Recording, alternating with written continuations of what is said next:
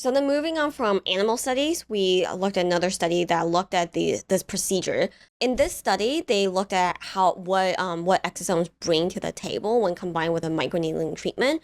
And they have the study was done on 40 patients total. So two groups. On one group of 20, they received a microneedling treatment, but pairing with just a saline, so like a placebo solution after. And in the other group, the treatment, they did the microneedling treatment, and then they were given the exosome topical after. And they did this actually a lot more than I thought, because I feel like a lot of times I read lingos and people talking about exosome treatments in office. They don't talk about how many treatments they get. I think there's an understanding that you need a couple to see effects, but I feel like this is a lot more frequent and a lot more than I typically see a physician does. But in the study, treatments were repeated at 30, 60, and 90 days. So this is not a short test. It's 3 whole months and 3 different treatments. Yeah. And this, I gotta be honest, this clinical is a bit weird because they actually in this study focused more on what they did is they had 2 scenarios. They had participants who filled out, I guess, a questionnaire, kind of grading their satisfaction with these treatments over time. They focused a lot on that aspect. They did actually do an instrumental analysis, and I'll show these results here, not just because, so you know what they did, but also the horror of these images. I truly think this is going to win the grand prize of like the stuff of nightmares from clinical testing. It also explains, usually they put a black bar. Which, and then they didn't do that here, and I kind of wish they did, but anyways, so you can see in the images, they were looking at things like wrinkles, pores, evenness, and oiliness. As far as the diagram shows, there's really not a lot you can gather from this. I also just so distracted by the photos themselves.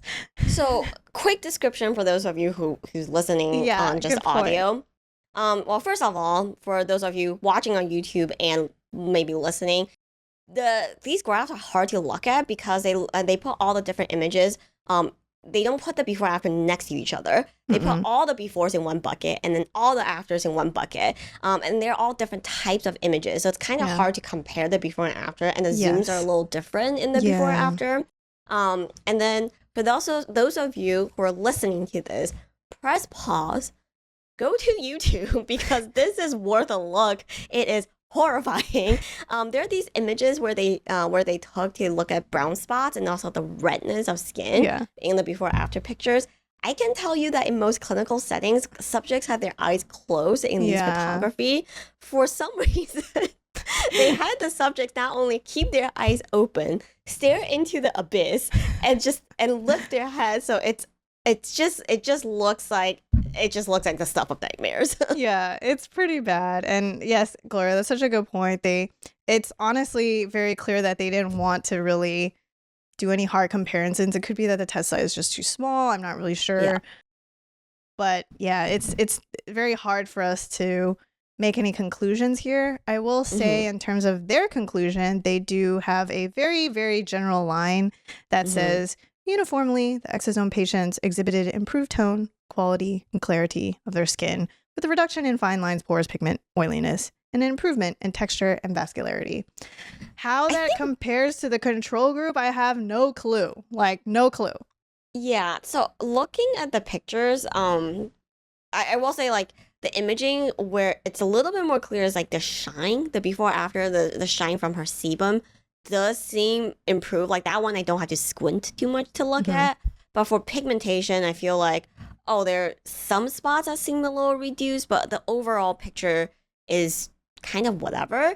And the one claim that I'm like, wait, I have a lot of questions, is the vascularity, because in the redness picture, which just happens to be one of the scarier pictures, the redness really doesn't look very reduced at all. Yeah, agreed. So it's, again, this is the kind of data that we're dealing with, I gotta say, in exosomes. It's early. Let's just say it takes a lot for us to kind of decipher what's going on and when the clinical quality is maybe not all that great. So I do want to mention one more thing on this clinical. They did want to make sure they were looking for any sort of reaction. So they did report that there was no adverse reaction, allergic or hypersensitivity reaction reported with the exosome group. So I just wanted to put that out there because that's also very important.